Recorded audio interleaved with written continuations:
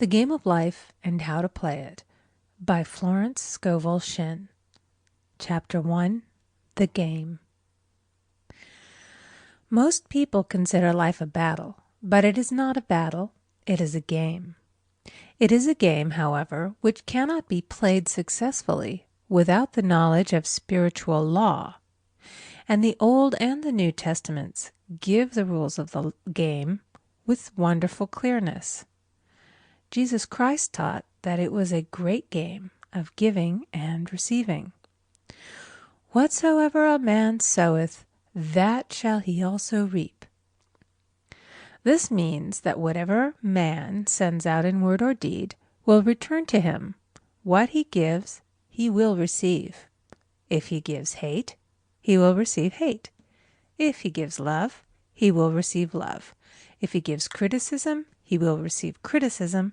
If he lies, he will be lied to. If he cheats, he will be cheated. We are taught also that the imaging faculty plays a leading part in the game of life. Keep thy heart, or imagination, with all diligence, for out of it are the issues of life. Proverbs 4:23. This means that what man images sooner or later externalizes in his affairs. I know of a man who feared a certain disease. It was a very rare disease and difficult to get, but he pictured it continually and read about it until it manifested in his body, and he died, the victim of distorted imagination. So we see, to play successfully the game of life, we must train the imaging faculty. A person with an imaging faculty trained to image only good brings into his life every righteous desire of his heart. Health, wealth, love, friends, perfect self-expression, his highest ideals. The imagination has been called the scissors of the mind, and it is ever cutting, day by day, the pictures man sees there, and sooner or later he meets his own creations in his outer world. To train the imagination successfully, man must understand the workings of his mind. The Greeks said, "Know thyself."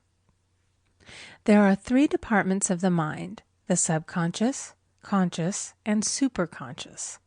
The subconscious is simply power without direction. It is like steam or electricity, and it does what it is directed to. It has no power of induction. Whatever man feels deeply or images clearly is impressed upon the subconscious mind and carried out in minutest detail. For example, a woman I know, when a child, always made believe she was a widow. She dressed up in black clothes and wore a long black veil, and people thought she was very clever and amusing. She grew up and married a man with whom she was deeply in love. In a short time he died, and she wore black and a sweeping veil for many years. The picture of herself as a widow was so impressed upon the subconscious mind, and in due time worked itself out regardless of the havoc created. The conscious mind has been called mortal or carnal mind. It is the human mind and sees life as it appears to be. It sees death, disaster, sickness, poverty, and limitation of every kind, and it impresses the subconscious. The superconscious mind is the God mind within each man and is the realm of perfect ideas. In it is the perfect pattern spoken of by Plato, the divine design, for there is a divine design for each person. There is a place that you are to fill and no one else can fill, something you are to do which no one else can do. There is a perfect picture of this in the superconscious mind. It usually flashes across the conscious as an unattainable ideal, something too good to be true. In reality, it is man's true destiny, or destination, flashed to him from the infinite intelligence which is within himself. Many people, however, are in ignorance of their true destinies and are striving for things and situations which do not belong to them and would only bring failure and dissatisfaction if attained. For example, a woman came to me and asked me to speak the word that she would marry a certain man with whom she was very much in love. She called him A.B. I replied that this would be a violation of spiritual law, but that I would speak the word for the right man, the divine selection, the man who belonged to her by divine right. I added, if A.B. is the right man, you can't lose him, and if he isn't, you will receive his equivalent. She saw A.B. frequently, but no headway was made in their friendship. One evening she called and said, "Do you know, for the last week, A.B. hasn't seemed so wonderful to me." I replied, "Maybe he is not the divine selection. Another man may be the right one." Soon after that, she met another man who fell in love with her at once and who said she was his ideal. In fact, he said all the things that she had always wished A.B. would say to her. She remarked, it was quite uncanny. She soon returned to his love and lost all interest in A.B. This shows the law of substitution. A right idea was substituted for a wrong one. Therefore, there was no loss or sacrifice involved. Jesus Christ said, "Seek ye first the kingdom of God and his righteousness, and all these things shall be added unto you." And he said the kingdom was within man. The kingdom is the realm of right ideas, or the divine pattern. Jesus Christ taught that man's words played a leading part in the game of life. By your words ye are justified, and by your words ye are condemned. Many people have brought disaster into their lives through idle words. For example, a woman once asked me why her life was now one of poverty, of limitation. Formerly she had a home, was surrounded by beautiful things, and had plenty of money. We found she had often tired of the management of her home and had said repeatedly, "I'm sick and tired of things. I wish I lived in a trunk." And she added, "Today I am living in that trunk." She had spoken herself into a trunk. The subconscious mind has no sense of humor, and people often joke themselves into unhappy experiences. For example, a woman who had a great deal of money joked continually about getting ready for the poorhouse. In a few years she was almost destitute, having impressed the subconscious mind with a picture of lack and limitation. Fortunately, the law works both ways, and a situation of lack may be changed to one of plenty. For example, a woman came to me one hot summer's day for a treatment for prosperity. She was worn out, dejected, and discouraged. She said she possessed just $8 in the world. I said, "Good, we'll bless the $8 and multiply them as Jesus Christ multiplied the loaves and the fishes." For he taught that every man had the power to bless and to multiply, to heal and to prosper. She said, "What shall I do next?" I replied, "Follow intuition. Have you a hunch to do anything or to go anywhere?" Intuition means intuition, or to be taught from within. It is man's unerring guide, and I will deal more fully with its laws in a following chapter. The woman replied, "I don't know. I seem to have a hunch to go home. I've just enough money for car fare." Her home was in a distant city and was one of lack and limitation, and the reasoning mind, or intellect, would have said, "Stay in New York and get work and make some money." I replied, "Then go home. Never violate a hunch." I spoke the following words for her. "Infinite Spirit, open the way for great abundance for She is an irresistible magnet for all that belongs to her by divine right." I told her to repeat it continually also. She left for home immediately. In calling on a woman one day, She linked up with an old friend of her family. Through this friend, she received thousands of dollars in a most miraculous way. She has said to me often, "Tell people about the woman who came to you with $8 and a hunch." There is always plenty on man's pathway, but it can only be brought into manifestation through desire, faith, or the spoken word. Jesus Christ brought out clearly that man must make the first move. Ask, and it shall be given to you. Seek, and ye shall find.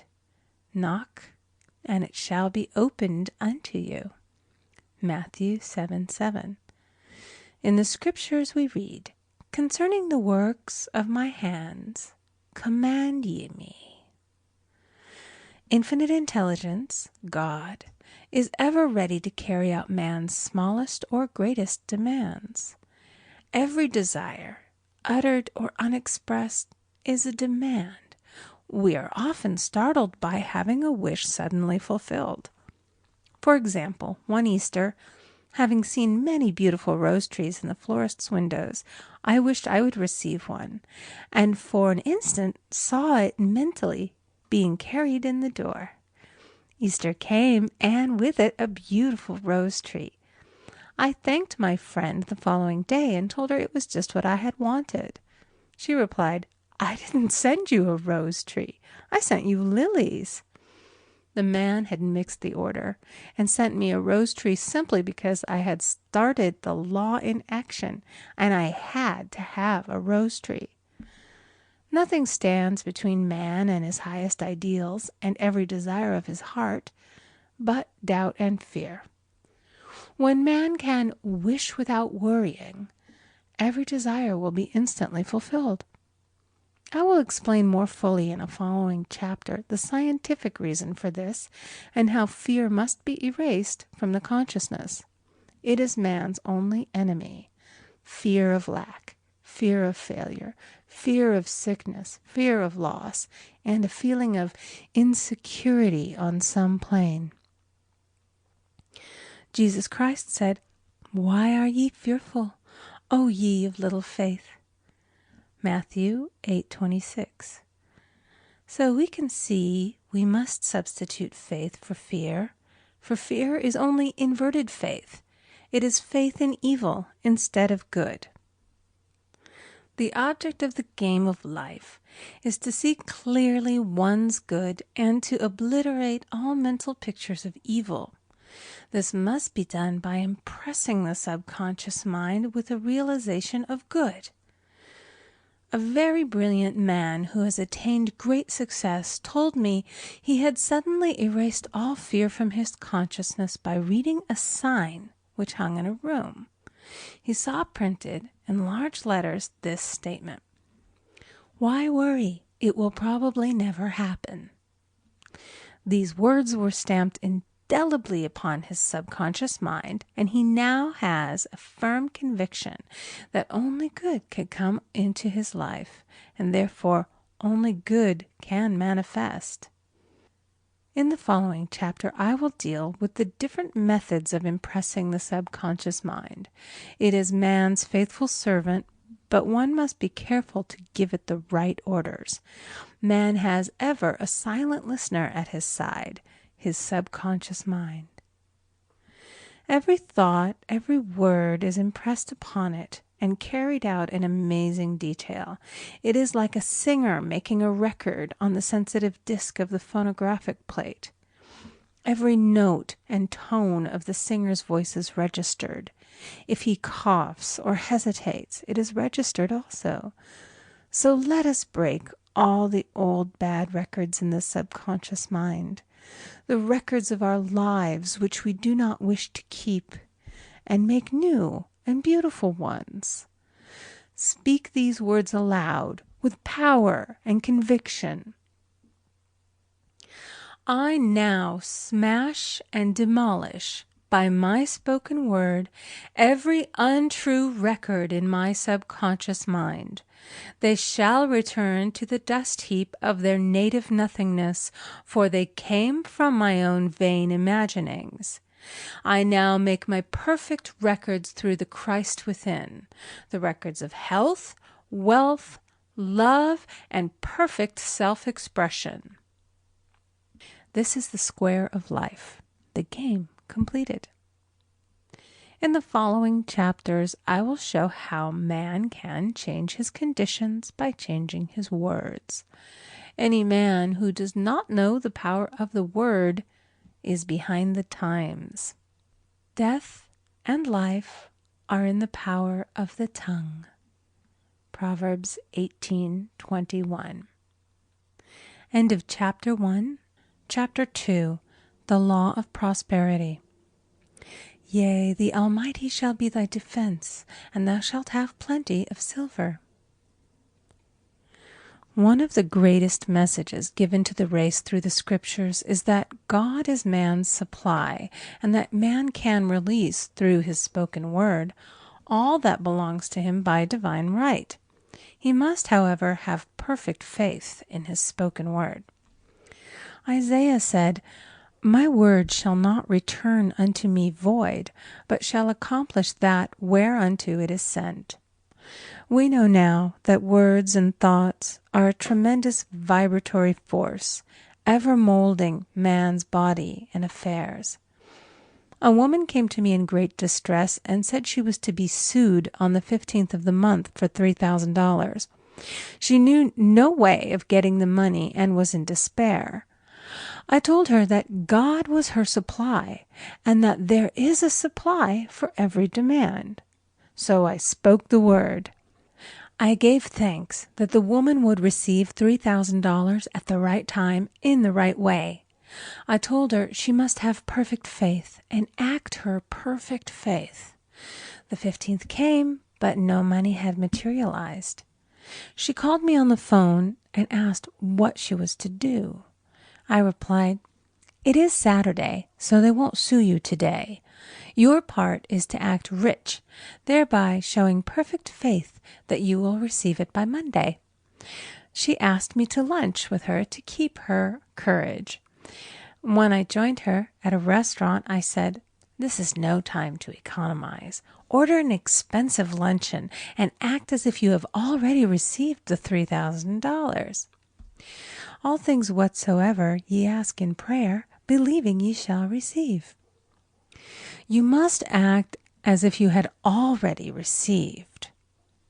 The next morning she called me on the phone and asked me to stay with her during the day. I said, "No, you are divinely protected and God is never too late." In the evening she phoned again, greatly excited, and said, "My dear, a miracle has happened. I was sitting in my room this morning when the doorbell rang. I said to the maid, 'Don't let anyone in.' The maid, however, looked out the window and said, 'It's your cousin with the long white beard.' So I said, 'Call him back. I would like to see him.' And he was just turning the corner when he heard the maid's voice, and he came back. He talked for about an hour, and just as he was leaving, he said, 'Oh, by the way, how are finances?'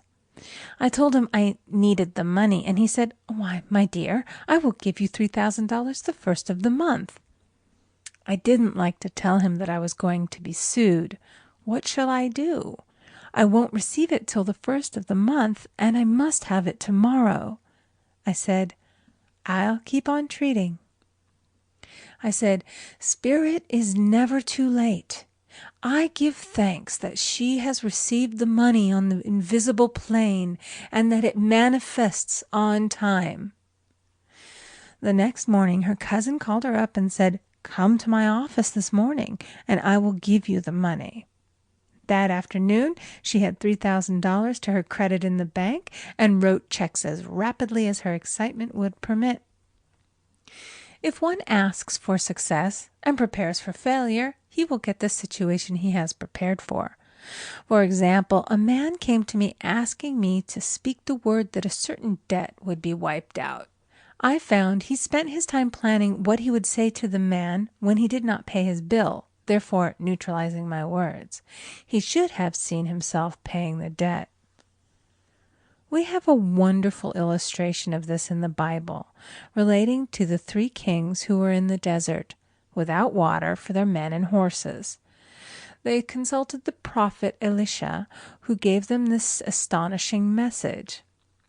Thus saith the Lord, Ye shall not see wind, neither shall ye see rain, yet make this valley full of ditches. Man must prepare for the thing he has asked for when there isn't the slightest sign of it in sight. For example, a woman found it necessary to look for an apartment during the year when there was a great shortage of apartments in New York. It was considered almost an impossibility, and her friends were sorry for her and said, "Isn't it too bad? You'll have to store your furniture and live in a hotel." She replied, "You needn't feel sorry for me. I'm a Superman, and I'll get an apartment."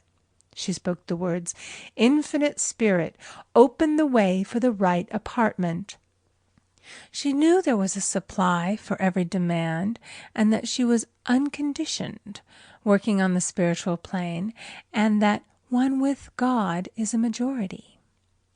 She had contemplated buying new blankets when the tempter, the adverse thought or reasoning mind, suggested, "Don't buy the blankets. Perhaps, after all, you won't get an apartment and you will have no use for them." Promptly she replied to herself, "I'll dig my ditches by buying the blankets." So she prepared for the apartment, acted as though she already had it. She found one in a miraculous way, and it was given to her although there were over 200 other applicants. The blankets showed active faith. It is needless to say that the ditches dug by the 3 kings in the desert were filled to overflowing. Read 2 Kings. Getting into the spiritual swing of things is no easy matter for the average person. The adverse thoughts of doubt and fear surge from the subconscious. They are the army of the aliens, which must be put to flight. This explains why it is so often darkest before the dawn. A big demonstration is usually preceded by tormenting thoughts. Having made a statement of high spiritual truth, one challenges the old beliefs in the subconscious, and error is exposed to be put out. This is the time when one must make his affirmations of truth repeatedly, and rejoice and give thanks that he has already received. "Before ye call, I shall answer." This means that every good and perfect gift is already man's, awaiting his recognition. Man can only receive what he sees himself receiving. The children of Israel were told that they could have all the land they could see. This is true of every man. He has only the land within his own mental vision. Every great work, every big accomplishment has been brought into manifestation through holding to the vision, and often just before the big achievement comes apparent failure and discouragement. The children of Israel, when they reached the promised land, were afraid to go in, for they said it was filled with giants who made them feel like grasshoppers. "And there we saw the giants, and we were in our own sight as grasshoppers." This is almost every man's experience. However, the one who knows spiritual law is undisturbed by appearance and rejoices while he is yet in captivity. That is, he holds to his vision and gives thanks that the end is accomplished. He has received. Jesus Christ gave a wonderful example of this. He said to his disciples, "Say not ye, there are yet 4 months, and then cometh the harvest? Behold, I say unto you, lift up your eyes, and look on the fields, for they are ripe already to harvest." His clear vision pierced the world of matter, and he saw clearly the 4th-dimensional world, things as they really are, perfect and complete in divine mind. So man must ever hold the vision of his journey's end and demand the manifestation of that which he has already received. It may be his perfect health, love, supply, self-expression, home, or friends. They are all finished and perfect ideas registered in divine mind, man's own superconscious mind, and must come through him, not to him. For example, a man came to me asking for treatments for success. It was his imperative that he raise, within a certain time, $50,000 for his business. The time limit was almost up when he came to see me in despair. No one wanted to invest in his enterprise, and the bank had flatly refused a loan. I replied, "I suppose you lost your temper while at the bank, therefore your power. You can control any situation if you first control yourself. Go back to the bank," I added, "and I will treat." My treatment was, "You are identified in love with the spirit of everyone connected with the bank. Let the divine idea come out of this situation." He replied, "Woman, you are talking about an impossibility. Tomorrow is Saturday. The bank closes at 12, and my train won't get me there until 10, and the time limit is up tomorrow, and anyway they won't do it. It's too late."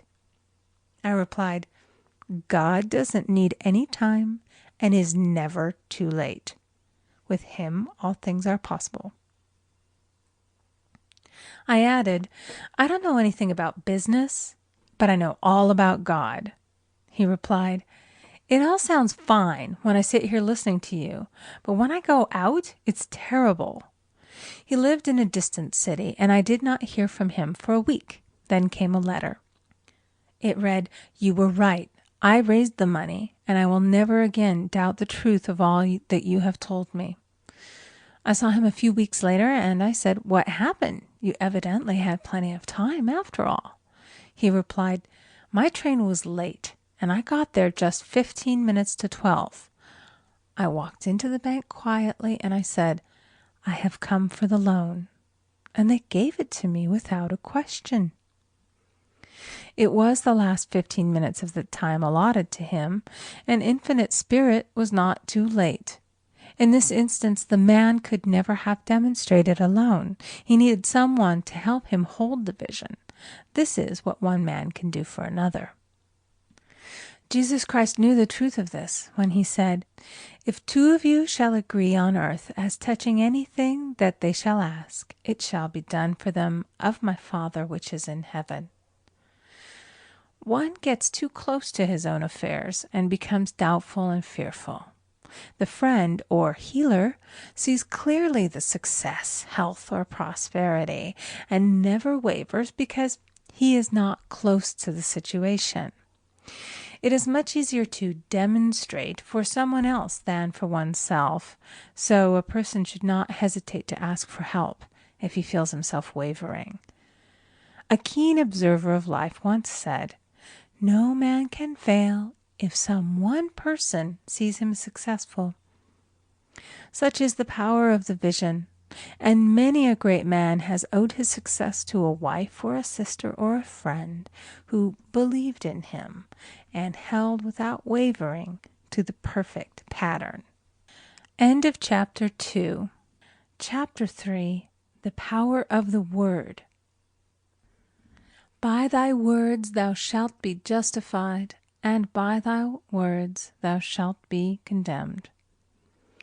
A person knowing the power of the word becomes very careful of his conversation. He has only to watch the reaction of his words to know that they do not return void. Through his spoken word, man is continually making laws for himself. I knew a man who said, "I always miss a car. It invariably pulls out just as I arrive."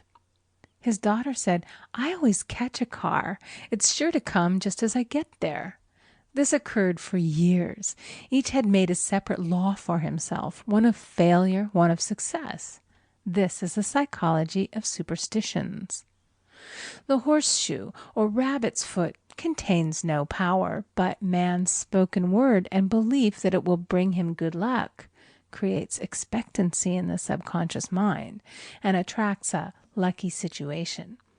I find, however, this will not work when a man has advanced spiritually and knows a higher law. One cannot turn back, and one must put away graven images. For example, 2 men in my class had had great success in business for several months, when suddenly everything went to smash. We tried to analyze the situation, and I found, instead of making their affirmations and looking to God for success and prosperity, they had each bought a lucky monkey. And I said, "Oh, I see. You have been trusting in the lucky monkeys instead of God. Put away the lucky monkeys and call on the law of forgiveness, for man has power to forgive or neutralize his mistakes." They decided to throw the lucky monkeys down a coal hole, and all went well again. This does not mean, however, that one should throw away every lucky ornament or horseshoe about the house, but he must recognize that the power back of it is the one and only power, God, and that the object simply gives him a feeling of expectancy. I was with a friend one day who was in deep despair. In crossing the street, she picked up a horseshoe. Immediately, she was filled with joy and hope. She said God had sent her the horseshoe in order to keep up her courage. It was indeed, at that moment, about the only thing that could have registered in her consciousness. Her hope became faith, and she ultimately made a wonderful demonstration. I wish to make the point clear that the men previously mentioned they were depending on the monkeys alone, while this woman recognized the power back of the horseshoe. I know in my own case it took a long while to get out of a belief that a certain thing brought disappointment. If the thing happened, disappointment invariably followed. I found the only way I could make a change in the subconscious was by asserting, there are not 2 powers, there is only one power, God. Therefore, there are no disappointments, and this means a happy surprise. I noticed a change at once, and happy surprises commenced coming my way.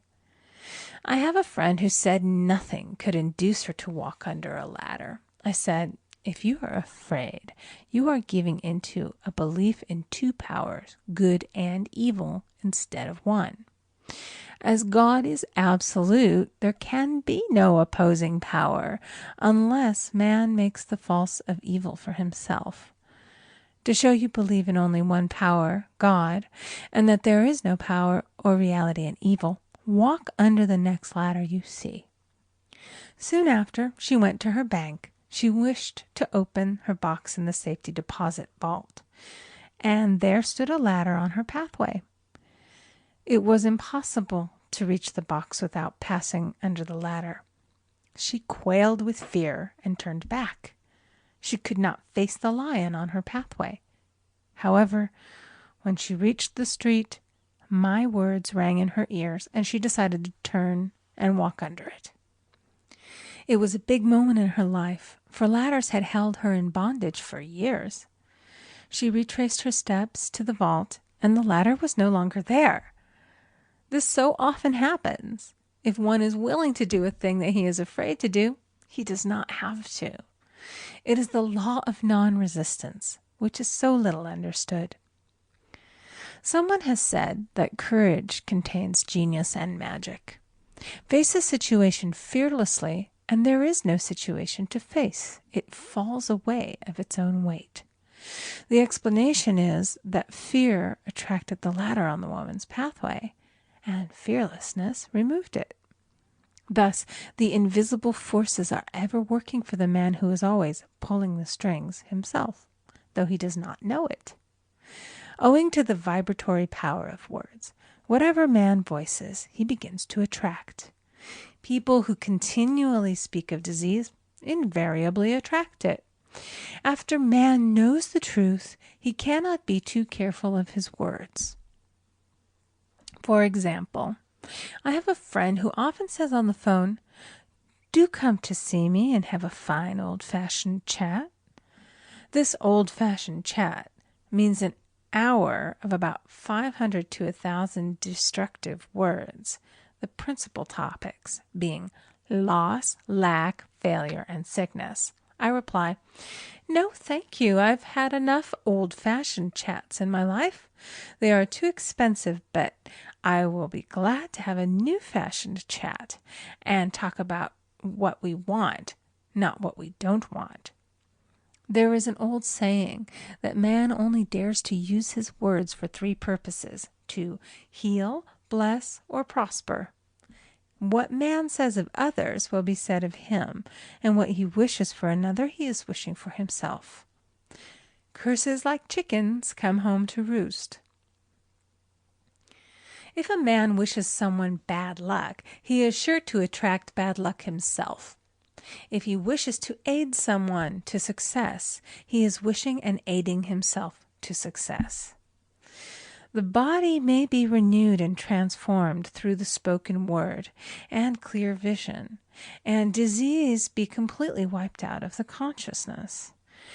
The metaphysician knows that all disease has a mental correspondence, and in order to heal the body, one must first heal the soul. The soul is the subconscious mind, and it must be saved from wrong thinking. In the 23rd Psalm we read, "He restoreth my soul." This means that the subconscious mind or soul must be restored with the right ideas, and the mystical marriage is the marriage of the soul and the spirit, or the subconscious and superconscious mind. They must be one. When the subconscious is flooded with the perfect ideas of the superconscious, God and man are one. I and the Father are one. That is, he is one with the realm of perfect ideas. He is the man made in God's likeness and image, imagination, and is given power and dominion over all created things, his mind, body, and affairs. It is safe to say that all sickness and unhappiness come from the violation of the law of love. A new commandment I give unto you, love one another. And in the game of life, love or goodwill takes every trick. For example, a woman I know had, for years, an appearance of a terrible skin disease. The doctors told her it was incurable, and she was in despair. She was on the stage, and she feared she would soon have to give up her profession, and she had no other means of support. She, however, procured a good engagement, and on the opening night made a great hit. She received flattering notices from the critics, and was joyful and elated. The next day she received a notice of dismissal. A man in the cast had been jealous of her success and had caused her to be sent away. She felt hatred and resentment taking complete possession of her, and she cried out, "Oh God, don't let me hate that man."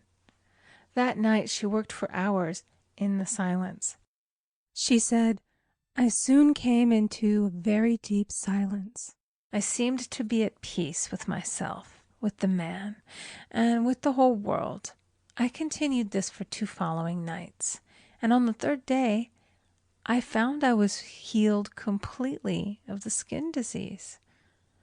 In asking for love or goodwill, she had fulfilled the law, for love is the fulfilling of the law, and the disease, which came from the subconscious resentment, was wiped out. Continual criticism produces rheumatism, as critical, inharmonious thoughts cause unnatural deposits in the blood which settle in the joints. False growths are caused by jealousy, hatred, unforgiveness, fear, etc. Every disease is caused by a mind not at ease. I said once in my class, "There is no use asking anyone, 'What's the matter with you?' We might as well just say, 'Who's the matter with you?'" Unforgiveness is the most prolific cause of disease. It will harden arteries or liver and affect the eyesight. In its train are endless ills. I called on a woman one day who said she was ill from having eaten a poisoned oyster. I replied, "Oh no, the oyster was harmless. You poisoned the oyster. What's the matter with you?" She answered, "Oh, about 19 people." She had quarreled with 19 people and had become so inharmonious that she attracted the wrong oyster. Any inharmony on the external indicates there is mental inharmony. As the within, so the without. Man's only enemies are within himself, and a man's foes shall be they of his own household. Personality is one of the last enemies to be overcome, as this planet is taking its initiation in love. It was Christ's message, peace on earth, goodwill toward man. The enlightened man, therefore, endeavors to perfect himself upon his neighbor. His work is within himself, to send out goodwill and blessings to every man, and the marvelous thing is that if one blesses a man, he has no power to harm him. For example, a man came to me asking him to treat for success in business. He was selling machinery, and a rival appeared on the scene with what he proclaimed was a better machine, and my friend feared defeat. I said, "First of all, we must wipe out all fear, and know that God protects your interests, and that the divine idea must come out of the situation. That is, the right machine will be sold by the right man to the right man." And I added, "Don't hold one critical thought toward that man. Bless him all day and be willing not to sell your machine if it isn't the divine idea." So he went to the meeting, fearless and non-resistant, and blessing the other man. He said the outcome was very remarkable. The other man's machine refused to work, and he sold his without the slightest difficulty. But I say unto you, love your enemies, bless them that curse you, do good to them that hate you, and pray for them which spitefully use you and persecute you. Goodwill produces a great aura of protection about the one who sends it, and no weapon that is formed against him shall prosper. In other words, love and goodwill destroy the enemies within oneself. Therefore, one has no enemies on the external. There is peace on earth for him who sends goodwill to man. End of Chapter 3. Chapter 4. The Law of Nonresistance. Resist not evil. Be not overcome of evil, but overcome evil with good. Nothing on earth can resist an absolutely non-resistant person. The Chinese say that water is the most powerful element because it is perfectly non-resistant. It can wear away a rock and sleep away all before it.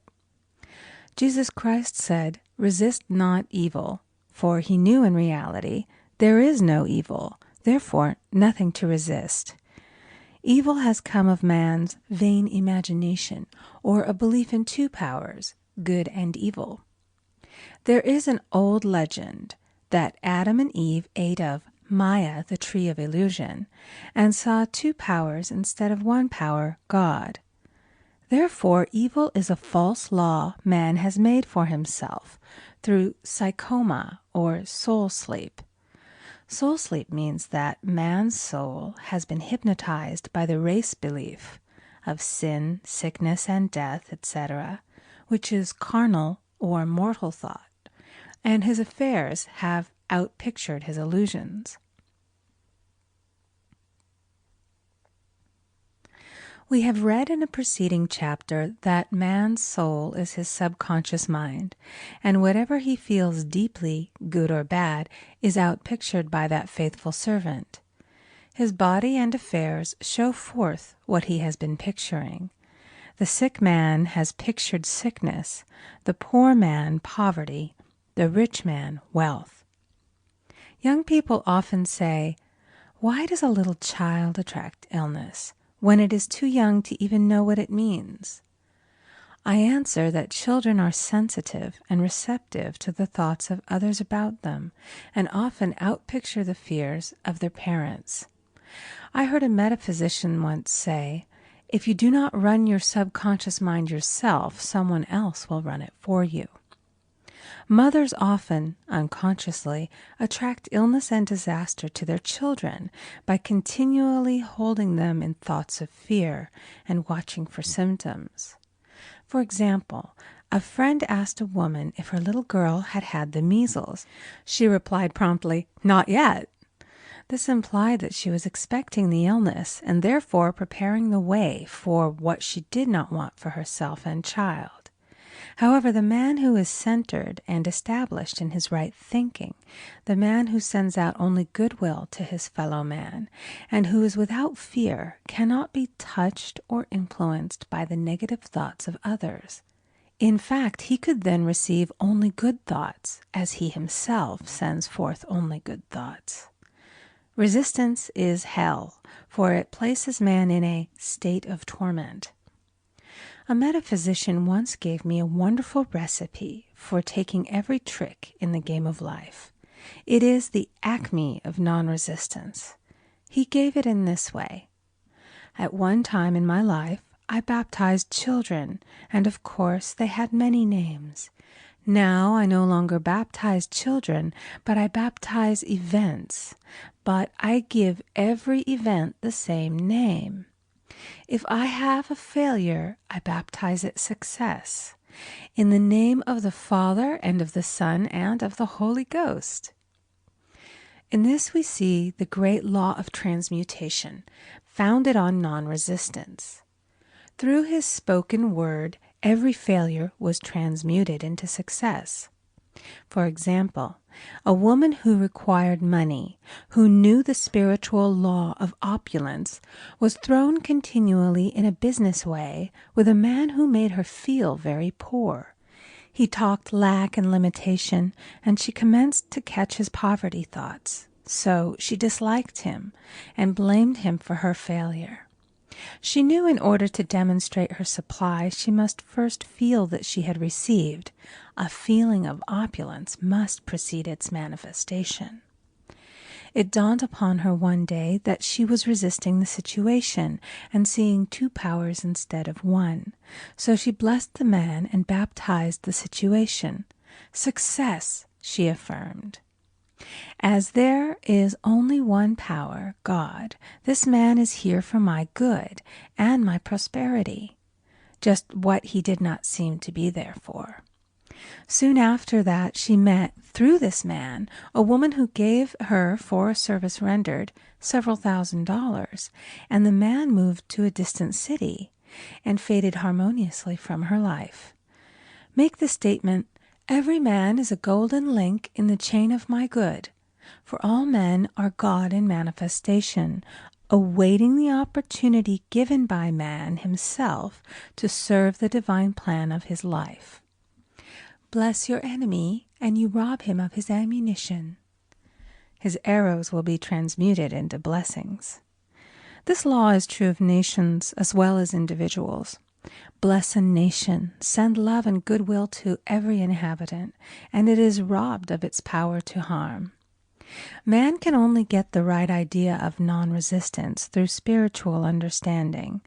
My students have often said, "I don't want to be a doormat." I reply, when you use non-resistance with wisdom, no one will ever be able to walk over you. Another example. One day I was impatiently awaiting an important telephone call. I resisted every call that came in and made no outgoing calls myself, reasoning that it might interfere with the one I was awaiting. Instead of saying, "Divine ideas never conflict, the call will come at the right time," leaving it to infinite intelligence to arrange, I commenced to manage things myself. I made the battle mine, not God's, and remained tense and anxious. The bell did not ring for about an hour, and I glanced at the phone and found the receiver had been off that length of time, and the phone was disconnected. My anxiety, fear, and belief in interference had brought on a total eclipse of the telephone. Realizing what I had done, I commenced blessing the situation at once. I baptized it success and affirmed, I cannot lose any call that belongs to me by divine right. I am under grace and not under law. A friend rushed out to the nearest telephone to notify the company to reconnect. She entered a crowded grocery, but the proprietor left his customers and attended to the call himself. My phone was connected at once, and 2 minutes later I received a very important call, and about an hour afterward, the one I had been awaiting. One's ships come in over a calm sea. So long as man resists a situation, he will have it with him.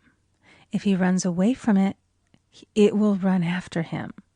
For example, I repeated this to a woman one day, and she replied, "How true that is! I was unhappy at home. I disliked my mother, who was critical and domineering, so I ran away and was married. But I married my mother, for my husband was exactly like my mother, and I had the same situation to face again. Agree with thine adversary quickly." That means agree that the adverse situation is good. Be undisturbed by it, and it falls away of its own weight. None of these things move me is a wonderful affirmation. The inharmonious situation comes from some inharmony within man himself. When there is in him no emotional response to an inharmonious situation, it fades away forever from his pathway. So we see man's work is ever with himself. People have said to me, "Give treatments to change my husband or my brother." I reply, "No, I will give treatments to change you. When you change, your husband and your brother will change." One of my students was in the habit of lying. I told her it was a failure method, and if she lied, she would be lied to. She replied, "I don't care. I can't possibly get along without lying." One day she was speaking on the phone to a man with whom she was very much in love. She turned to me and said, "I don't trust him. I know he's lying to me." I replied, "Well, you lie yourself, so someone has to lie to you, and you will be sure it will be just the person you want the truth of." Some time after that I saw her, and she said, "I'm cured of lying." I questioned, "What cured you?" She replied, "I've been living with a woman who lied worse than I did." One is often cured of his faults by seeing them in others. Life is a mirror, and we find only ourselves reflected in our associates. Living in the past is a failure method and a violation of spiritual law. Jesus Christ said, "Behold, now is the accepted time. Now is the day of salvation." Lot's wife looked back and was turned into a pillar of salt. The robbers of time are the past and the future. Man should bless the past and forget it, if it keeps him in bondage, and bless the future, knowing it has in store for him endless joys. But live fully in the now. For example, a woman came to me complaining that she had no money with which to buy Christmas gifts. She said, "Last year was so different. I had plenty of money and gave lovely presents, and this year I scarcely have a cent." I replied, "You will never demonstrate money while you are pathetic and live in the past. Live fully in the now and get ready to give Christmas presents. Dig your ditches and the money will come." She exclaimed, "I know what to do. I'll buy some tinsel, twine, Christmas seals, and wrapping paper." I replied, "Do that, and the presents will come and stick themselves to the Christmas seals." This, too, was showing financial fearlessness and faith in God, as the reasoning mind said, "Keep every cent you have, as you are not sure you will get any more." She bought her seals, paper, and twine, and a few days before Christmas received a gift of several $100s. Buying the seals and twine had impressed the subconscious with expectancy and opened the way for the manifestation of the money. She purchased all the presents in plenty of time. Man must live suspended in the moment. Look well, therefore, to this day, such is the salutation of the dawn.